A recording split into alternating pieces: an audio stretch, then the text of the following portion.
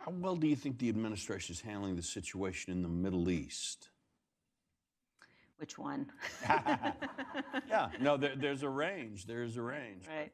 Yeah. We've got to look at the whole thing. And Yeah. Well, I think to start with Iran, I completely agree the administration was right to pull out of the JCPOA.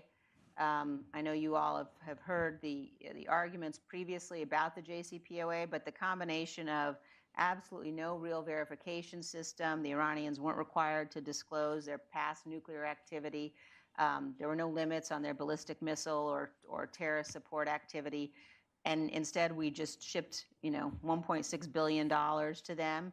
And then I heard somebody describe what John Kerry did after that, which was travel the world, acting as basically the head of the Chamber of Commerce for Tehran and helping to encourage people to invest in Iran.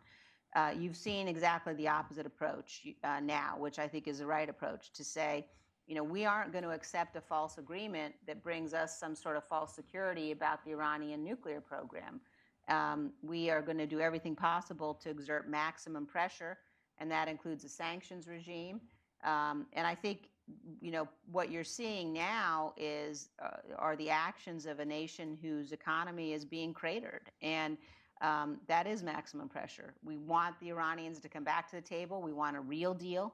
But the kind of sort of belligerent threats that you're seeing in the Middle East today are ones I think the administration has responded correctly to, making clear that we're not going to be blackmailed, that the Iranians have got to understand very clearly that any attempt, force against the United States will be met with an overwhelming response, and I think you've seen that by the movement of our assets there.